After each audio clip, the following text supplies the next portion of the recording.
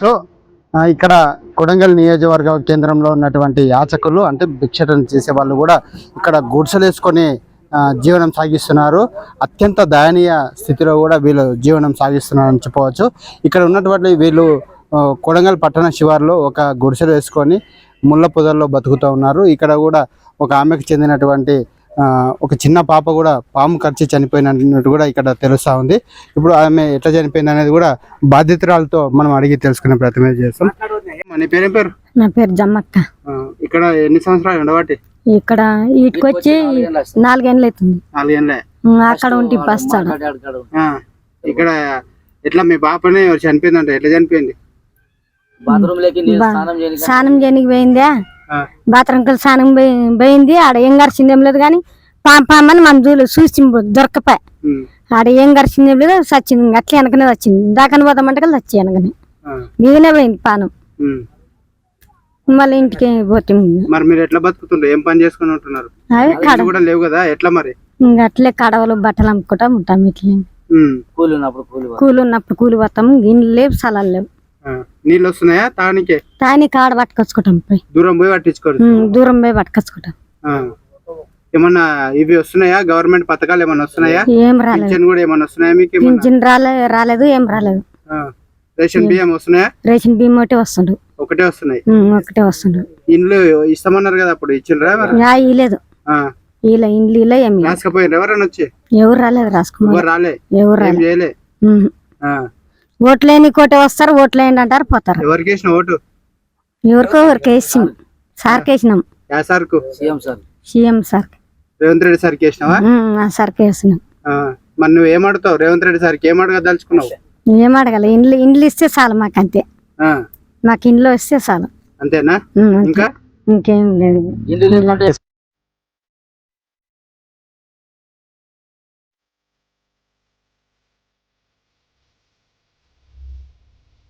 వికలాంగుల్లో కూడా పిల్లానికి ఇంతవరకు అయితే పెన్షన్ లేదు. వాళ్ళకి ఇలాంటి బాధలు ఉన్నాయి. వాళ్ళకి సమస్య. అమ్మ పిల్లాడు వికలాంగుల పిల్లాడు అమ్మకి సో అయితే ఇక్కడ గవర్నమెంట్ పథకాలు కూడా ఎవరు నోచుకోవడం లేదు. ఈ ఇండ్లు లేవు, ఇంట్లో జాగాలు లేవు, మేము ఎట్లా బతకాలని చెప్పేసి ఈ బుడగ జంగాలు అందరూ కూడా ఆవేదన వ్యక్తం చేస్తూ కన్నీరు మున్నీరు అవుతున్న ఘటన కూడా మనం ఇక్కడ చూస్తూ ఉన్నాం. ఇది ఎందుకంటే మన రేవంత్ రెడ్డి సొంత వాళ్ళ ఇంటి పక్కనే ఇక్కడ ఉంటుంది. కొంత దూరంలోనే వాళ్ళ ఇల్లు కూడా, రేవంత్ రెడ్డి వారి ఇల్లు కూడా ఇక్కడనే ఉంది. అయితే వాళ్ళ ఇంటి పక్కనే ఒక 500 మీటర్ దూరంలోనే వీళ్ళు గుడిసెలు వేసుకొని కూడా బతుకుతున్నారు. ఇక్కడ పాములు వస్తున్నాయి, తేళ్ళు వస్తున్నాయి. మా ఆడవాళ్ళు చిన్నపిల్లలు ఆడుకుంటున్నారు. అంగన్వాడీ స్కూల్లో కూడా కరెక్ట్ పోలేకపోతున్నారు. వైద్య సేవలు కూడా సరిగా అందడం లేదని చెప్పేసి కూడా వీళ్ళు ఆవేదన వ్యక్తం చేస్తున్నారు. ఇక్కడ ఉన్నట్టు బాబు ఈయన కూడా వికలాంగుడు.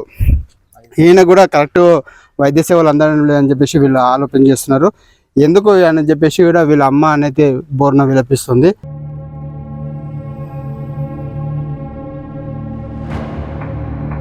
వాళ్ళ అమ్మని అడిగి తెలుసుకుందాము ఈ పిల్లానికి దీనస్థితి ఎలా ఉంది అనేది కూడా. ఏంది వీళ్ళకు ఇల్లు లేవు, ఏమీ లేవు, ఎందుకు ఇట్లా అవుతుంది అనేది కూడా చెప్దాం. చెప్పమ్మా, నీ పేరేం పేరు? జమలమ్మ. మీ బాబేనా ఆయన? ఏంది ఎట్లా అయిందా? ఇట్లా ఉన్నాడు? పిడిసి వచ్చి అట్లా అయింది. ఎన్ని సంవత్సరాలు అయింది? 6. మరి ఎట్లా మీరు ఇంట్లో కూడా ఏం లేవు కదా? ఇంట్లో ఏం లేవు. మరి ఎట్లా ఉంటున్నారు మీరు? ఇట్లా దోపడాలు వేసుకొని ఉంటారు. ఏం పని చేస్తారు మీరు? చెప్పండి గట్టిగా. కూలికి, బట్టలు అమ్మకి అటు పోతాం. ఈ గవర్నమెంట్ ఏమన్నా వస్తున్నాయా గవర్నమెంట్ నుంచి? మీకు ఎంతమంది పిల్లలు? నాకు 3 ఉంటారు. 3. ఈయన ఇంకొక పెద్ద బాబు స్కూల్ పోతారు. పాప ఇంద్రనగర్ ఆడికి పోతారు నడుచుకుంటారు. ఈ నుంచి 2 కిలోమీటర్ పాప ఒకసారి. ఈ బాబుకి పింఛన్ పెట్టి దాదాపు 3 సంవత్సరాలు అవుతుంది సార్.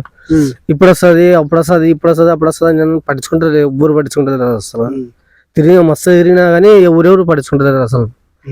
హైదరాబాద్ పోయి వచ్చిన సర్వం సర్టిఫికేట్ వచ్చిన చూస్తాం అంటారు కానీ ఒక్కరు వస్తారు. అప్లై పెట్టి 3 సంవత్సరాలు అవుతుంది. వస్తలేదు. తిరుగుతూనే ఉన్నాం కానీ వస్తుంది అంటారు కానీ హైదరాబాద్ వేసి విక్రమాబాద్ వేసి హైదరాబాద్కి అయితే 4-5 మార్లు వేసినాం సార్. అసలు ఎవరు పట్టించుకుంటారు అసలు. గవర్నమెంట్ నుంచి మాకు ఏం అనట్లేదు సార్. ఇక్కడ మీకు తాగునీళ్ళు వస్తున్నాయమ్మా? ఏమొస్తున్నాయి? వస్తున్నాయి నీళ్ళు నీళ్ళు వస్తున్నాయా? వస్తున్నాయి కానీ దూరం ఉన్నాయి, దూరం వల్ల ఆ, ఇక్కడ భైరత నీళ్ళు ఏమి ఇస్తలేరా?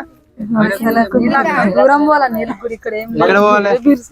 అటు పోవాలా నీళ్ళు కాటి నుంచి ఎత్తుకొచ్చుకోవాలా నీళ్లు. ఆ, ఇక్కడ ఏం వస్తలేవు నీళ్లు. మరి మీరు ఎట్లా ఉంటున్నారు? కరెంట్ కూడా ఏమన్నా ఉందా ఇక్కడ? ఎట్లా మీకు? కరెంట్ కూడా లేదు మాకు ఇంకా. ఎట్లా చీకట్లే ఉంటుండ్రా? ఇట్లా చీకట్లే మళ్ళీ మొబ్బుకి. ఆ. ఎట్లా జీవనం సాగిస్తారు మరి మీరు? మళ్ళీ అట్టే చేయాలి మళ్ళీ ఇంకేం చేస్తారు. ఆ. మీకు ఓటు ఉందా ఇక్కడ? ఉంది ఓటు అని ఎవరికి వేసినావు? చేకూర్తికేసినాం. ఆ. మరి ఏం అడుగుతున్నారు మీరు? ఏం చెప్పదలుచుకున్నారు సార్కి? చెప్తాం ఇండ్లు కావాలా మాకు, నీళ్లు అవి స్థలాలు కావాలి మాకు లేకుండా.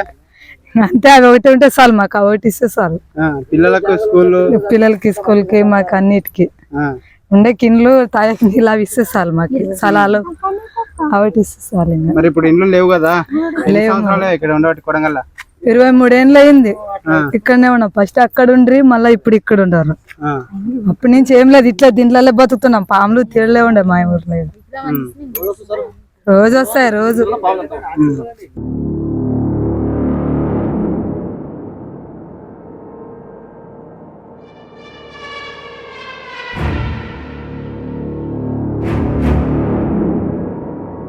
రోజు ఒక గుడిసెలన్నా తేళ్లు పాములు రోజు అమ్ముతాము. మేము వచ్చి 23 సంవత్సరాలు ఉంది సార్. ఫస్ట్ మేము ఆడ కాలనీ ఇది మన ఇది మార్కెట్ అంట్లో ఉంటాం సార్. 10 సంవత్సరాలు ఉన్నామన్నా.